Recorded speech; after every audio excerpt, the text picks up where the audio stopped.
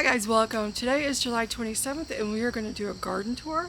It has been a couple of weeks since I posted a video. I hurt my knee back in April, powering through it anyway, but in the beginning of July it decided it was done. So I've had a lot of mobility issues for the last few weeks, so just doing the minimal maintenance on the garden to try to keep it going. Fortunately, I got the drip irrigation in before that happened. So most of it is doing fairly well, as you can see behind me. We are having tremendous heat pressure. Beginning in early June, we were getting up into the high 90s, which is really unusual for us. We don't hit the 90s until the very end of June. So it's been really hot, been really humid, which is typical. We've also had the typical pest pressure, disease pressure, but despite that, I would say the garden's doing really well. I'd like to welcome you to my backyard Kentucky homestead. My name is Kim, and let's get started. The green stalks are doing gorgeous. Look at them. It's beautiful. They're full of all kinds of plants I started from seed. Snapdragons, portulaca, pansies, petunias. There's all kinds of stuff in there. Absolutely gorgeous. So I would say as a whole, the garden itself is doing very, very well. We've definitely got pest pressure, some disease going on with the tomatoes and some of the squash, but for the most part it is really doing well. It has been producing a tremendous amount of tomatoes and green beans. We've also harvested onion and garlic. I got over 240 heads of garlic. Because I've had so much problem with squash vine borer, squash bugs, cucumber beetles, Japanese beetles, every beetle under the planet probably. I have planted squash. You'll see just about in every single bed has some type of squash growing. Because my hope is that by overwhelming the garden with a number of plants, the bugs won't be able to keep up.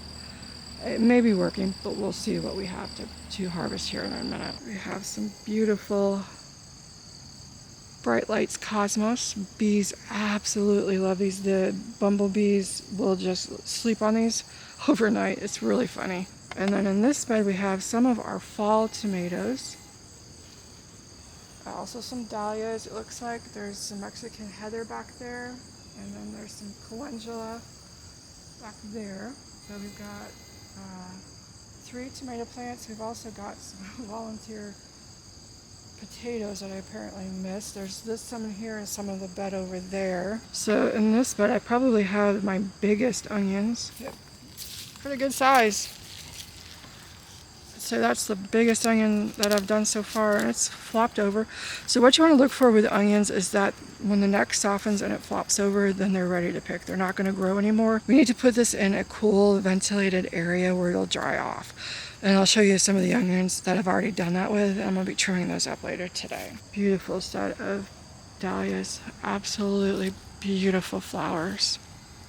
I love them so much. And then this bag here has a couple of different kinds. So there's some white ones. So some of these I've started from seed. Some of them are tubers that I bought offline or at the local store. And then we have Cosmos, which is getting really, really big. It'll be flowering here very soon.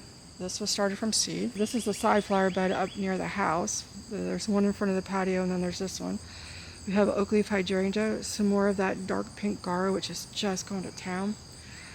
Pink Astilbe, beautiful. Some of the Coreopsis, peony, some different Macrophylla hydrangea, some autumn leaf ferns, just absolutely beautiful. And in this front corner, we have a Pugster pink butterfly bush. So in this bed, we have double gold raspberries. I got some from it early in the season, and I'm hoping to get another flush here soon. I don't see any flowers yet, but they're doing pretty good. We need to fertilize everything this week. In this bed we have some of the longer term cabbage, which is heading up nicely despite the heat. I'm very, very impressed with it. I didn't think it would do anything. I put some peppers over here. And we also have, this is the Romeo cherry bush from Gurnley's. And then we have some peppers. Just planted it. I had extras, so I just planted them here and there and everywhere. This is the Juliet cherry bush. And then there's a hardy red cherry bush I got off of Etsy. So we'll see what that one does. But we've got more cabbage, more peppers. And they're actually getting some blossoms on them over there. This bed has blackberries in it, which are flowering, and these are also fruiting. I've had a couple of blackberries off of them. Very, very delicious. But I got them last year, but they were in the little 3-inch pots. So I planted them last fall. So this is their first full season. And they're doing beautifully so far. So in this next bed, we have some more cabbage and some other perennial flowers that I put in, some peppers. And then we have the 4 columnar apple trees. Well, none of my apple trees had flowers this year. They were all planted last year, except for the 2 that I had to replace because of canker earlier this season. But I'm hoping for next year that we'll have some fruit on them because they're actually doing fairly well. Behind that, we've got some more dahlias that are just absolutely gorgeous. I think that is St. Nick dahlia there. And then we have 3 blueberry bushes, each end and in the center. And then in between that, we have some more cabbage that are growing. And then behind that, we have more dahlias. We have a lilac that I need to plant. And then I have a couple of grow bags of sunflowers, acorn squash, long pie pumpkin, some calendula, and a watermelon, sugar baby watermelon. So just trying to see what I can get to grow. Those have been in for a little bit and they're doing pretty good. So over here we have more. We've got 5 bags of blueberries. They're doing really good. The black cherry tomatoes are growing all over them, but none of it seems to be upset. So they're cohabitating very well. So we do have the shade cloth on the tomatoes, which I think has made a world of difference. So we've had so much high heat, but most of the tomatoes, like this black cherry, are doing beautifully.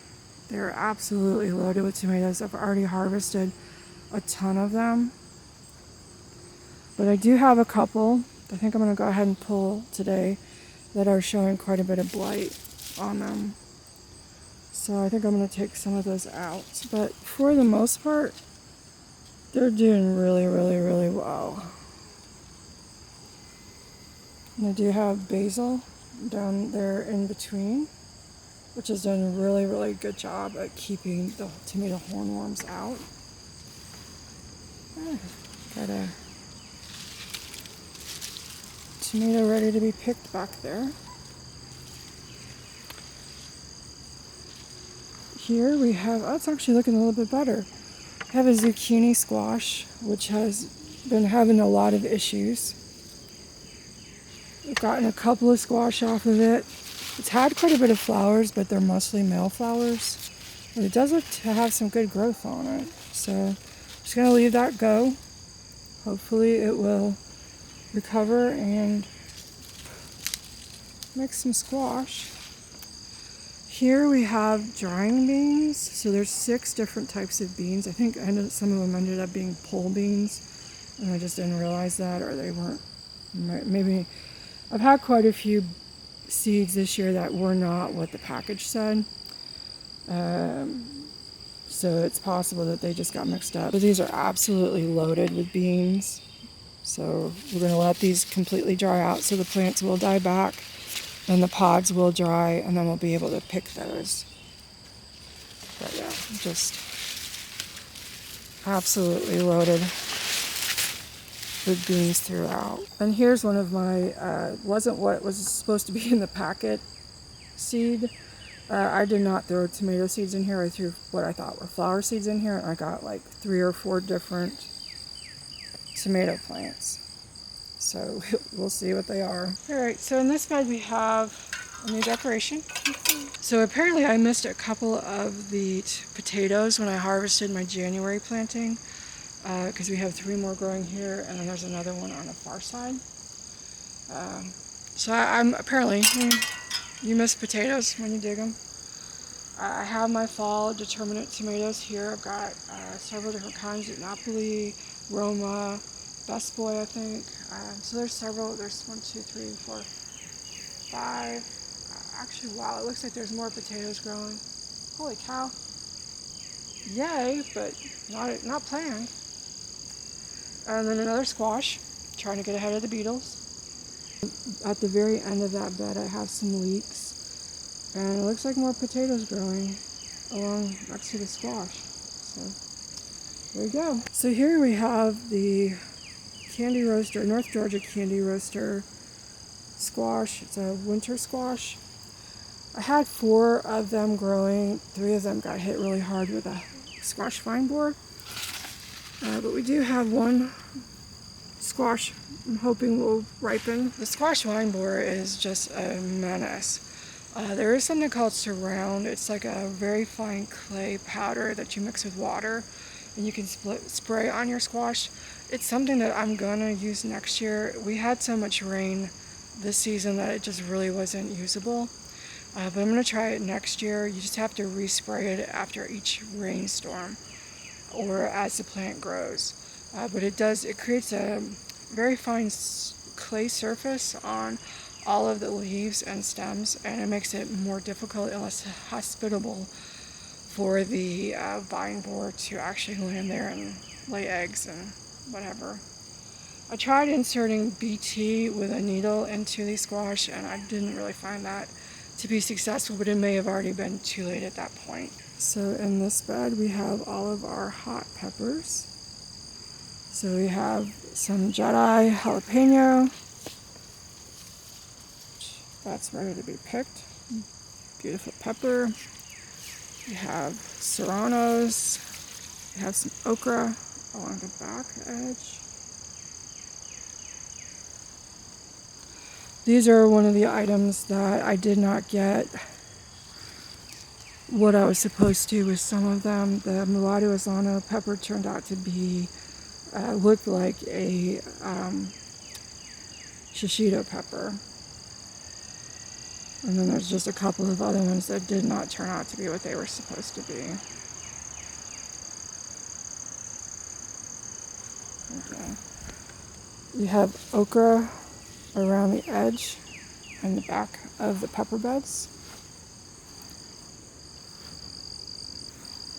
Well, this okra on this side is a little further behind, but it has started to produce okra. That's something I did find this year. I put some in the freeze dryer and it makes a really great snack. If you like fried okra and you have access to a freeze dryer, give it a try. It tastes just like fried okra without all of the breading or the frying. In this bed we have some more squash and cucumbers, a couple of pepper plants and tomato plants that I had left over from my spring garden. Got Millennium garlic, and this bed is absolutely loaded with squash and pumpkin. My camera's overheating.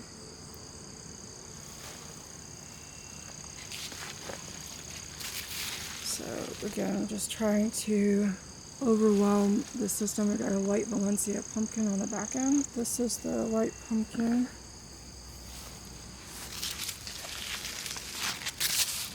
This is a scallop squash. Oh cool, look at that one. Actually got a scallop squash. That is the first one, yay! It actually maybe it worked a little bit, woohoo! So this is the scallop squash.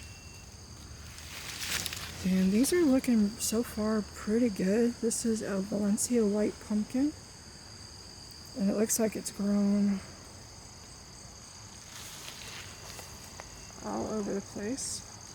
Still have some carrots. In these 3 beds are more potatoes that I planted on July 5th.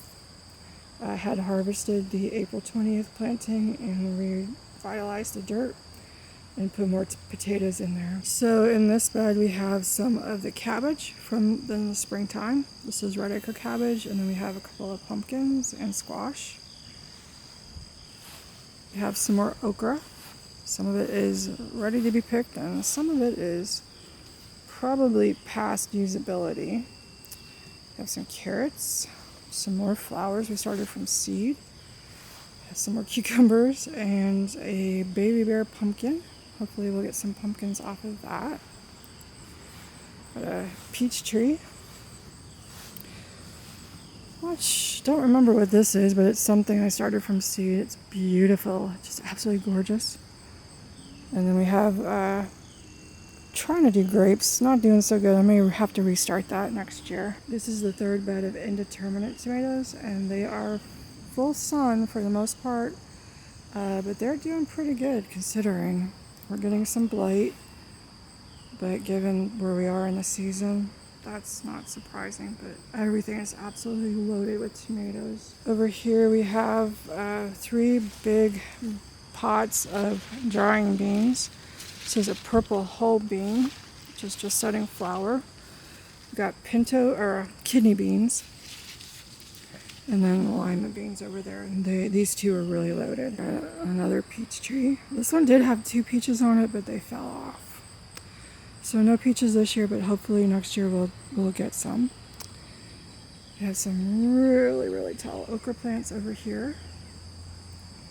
This is where we had the first bed of green beans, or at least one of them. I've pulled most of those out. There are still a few. Then we have a zucchini squash and a yellow squash. And it looks like we got some yellow squash to pick soon. Everyone talks about how, you get so much zucchini squash, summer squash, that you want to just chuck it at your neighbor's house. I've had the opposite issue last year and this year, so I have planted squash pretty much everywhere that I can. I pull something out, I put squash seeds in. So hopefully I will get a few, because the pest pressure is just insane. Over here we have the back of the tomato bed. And as you can see, they are doing beautifully. We do have some blight, but it's the end of July, so given how hot it is and how humid it's been, how much rain we've had, it's not surprising to have that, but we're just absolutely loaded with tomatoes. And I've already pulled a whole bunch. I've got some in the freezer that'll be used for canning projects soon. Making some more salsa. Aren't those cool looking? Oops. Aren't those just absolutely cool looking? But just absolutely loaded with tomatoes. And again, I've got the basil inside, so it's keeping the tomato hornworms at bay.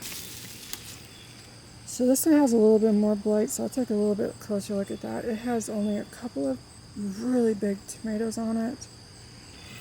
So we'll take a closer look to see if that's worth keeping. But for the most part, these are doing really, really good for late July. Because of my knee injury, I didn't end up pruning these pretty much at all.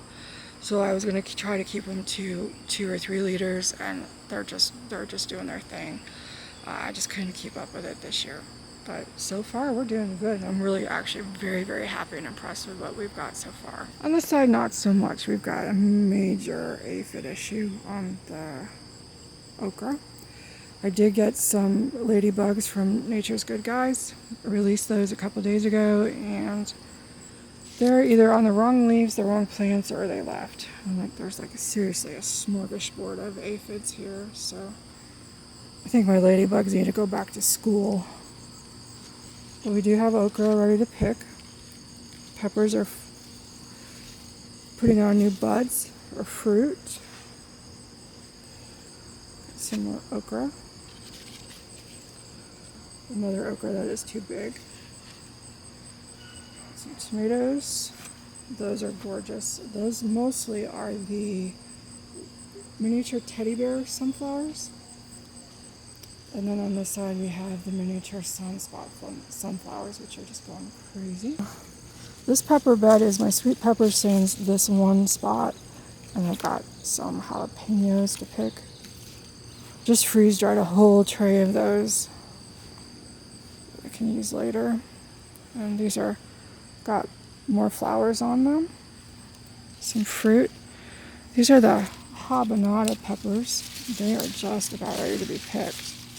So they start out a yellowy green, and then when they're ripe, they turn this orange color. So it is like a habanero, but it doesn't have the heat to it. But pretty much loaded with peppers. It was last year too. It was probably the most prolific pepper plant I had. And I don't know what this one is. It's supposed to be a bell pepper. It is not a bell pepper, and it's kind of spicy. We got some whole bunch of shishito peppers. Yay! Those are almost ready to pick. And then we got some more peppers starting here. Picked some Dvarsky peppers last week.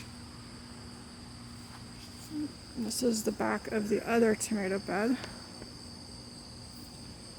I would say overall they're doing really, really, really well. Very happy with the progress. Especially where I haven't been able to trim them. This is a San Marzano, which I thought was indeterminate. I saw somewhere else it was determinate. It is totally dying back, so I'm going to pull it today, take off any tomatoes that are left on it. Most of them are at least ripe enough that they will finish. And then we have really, really nice, I don't know what this is. It's supposed to be a German pink. It is a cherry tomato, which is really delicious and prolific. So, gonna chase one. It's good. So whatever this is, which I don't know, it's delicious. So inside the garden, we have our determinate tomatoes that are in grow bags. And as you can see, most of those are ending their run. So what I'm going to do, what I did last year by accident, is that I could cut one of them back, left the grow bag where it was, and it regrew, and it grew more fruit. So I am going to go ahead today, chop these down, pull the fruit off, let it ripen inside, and just see if they will continue to grow, if they will regrow from the root. It happened last year. We have plenty of time. Our first frost date is usually around October 29th, so we have over 90 days. So since these have good root stock already, if they regrow, they should fruit again well before that. So we should be having more tomatoes from these plants, hopefully by late September or very early October. So I'll let you know how that goes. So another experiment. Gardening is all about experimenting. Just try stuff, see if it works. Some stuff will do really great one year, it won't do anything the next year. The weather, the pest, just disease, every year changes from year to year. You'll get really great results one time, and the next you'll do the very same thing and it just doesn't work. So just gotta keep trying, it's worth it. Over here we have a honey nut squash, which has these little baby butternut type squash. They're personal size. Stupid cucumber beetle and a bumblebee. Actually, 2 cucumber beetles. So, anyway, back to this. We have at least 2 little honey nut squash. I've got this in 2 locations, so I'm hopeful that we'll get more. The plant stems themselves don't look to have been affected by the squash vine borer, so I'm going to go ahead and get these fertilized up this weekend along with everything else, and then hopefully we will get more squash from them. This is, someone's been digging in there. This is a Jacoby Little pumpkin, which right now is looking fair to middling. There's no pumpkins yet, but I'm hopeful. This is the winter luxury pumpkin, and it has definitely been hit by the vine borer. So it just chews up the base so that the plant just slowly dies. So that is an unfortunate situation. Okay, back here is the other side of the third indeterminate tomato bed. I do really like these tall trellises. I got a set of 4 earlier this summer that were 6.7 feet tall. And they are much taller than the ones I got the year before. So you can see the difference. This is the shorter one, and that's the taller one. And honestly, they've done really, really well. Very happy with that. So the Lysianthus is just beautiful. More beautiful dahlias. It's just gorgeous. Got some, I think, honeycomb cherry tomatoes to be picked. And my makeshift trellising system did not work. So I would go with the obelisk trellis, which I can put a code down below for where I got these on Amazon. It was like, there was a $10 off coupon last time I checked, so they were even cheaper than what I paid. Very, very happy with them. So over here we have more of that squash, pumpkin, and some more of the determinate tomatoes. So I did get the back flower bed on drip irrigation before my knee blew out on me. I did not, however, get the cardboard finished or the mulching finished. So everything is doing very, very well, but I'm going to have to weed again and then put the cardboard and mulch down. But for the most part, everything is doing really, really well now that it's got regular water to it. We have our 4 apple trees. These are dwarf apple trees, so hopefully we'll have some apples next year. I did put up this arch trellis here, and I've got pole beans growing on each side. I think this is the Good Mother. I'll put it on the screen what it was. It's grown up to the top. I got another hot air balloon because I love those. Down in the grow bag, I've got some lamb's ear and also grape. The lamb's ear is a perennial, which I will put out into the landscape. I just needed to get it somewhere that it could grow because of the heat. And I needed to have less water, pots to water. Behind it, I have tiger daylilies, which had blossomed. Everything was dying back, so last year I got tired of it looking like crap, cut it all back, so I'll just pull it out in the fall. And it did this, which it just did again. It just regrew fresh foliage, and it looks awesome. And they've flowered beautifully this year, so cutting it back didn't. And then over here we have the dragon tongue beans, I believe. So we're gonna let these grow and dry on the vine. And then in this one, we have explosion grass and some more lamb's ear, but this is just absolutely beautiful. Unfortunately, it is only a annual in my area because we're in zone 7A, 6B. So it is just an annual here, but I will be growing this again. And probably more because I think I've only got one here. So as you can see, overall the garden is just looking gorgeous. It is July 27th. But we still have quite a bit of time for our growing season. Our first frost usually isn't until the latter part of October. So we should have close to 90 days before the first frost hits. But just absolutely beautiful. So if I can get some squash and zucchini, I will be a super happy camper. Already very happy, just absolutely thrilled, especially because of the heat, the pest pressure, and my injury. I've not been able to do nearly as much as I had planned this year, but I'm happy with what it's done, and I want to thank you for joining me. If you want to know more about what I'm going to do with the onions next year, check that video out. We'll also be posting a garlic video soon, and what I'm going to be changing for next year. Just a sneak peek, I planted way too much garlic and way too many kinds of garlic. So I need to pare that down, and for October, November of this year, for next year's season, I'm going to be planting fewer varieties. But be sure to watch for that video. Thank you for joining me. I hope you have a wonderful day. Bye.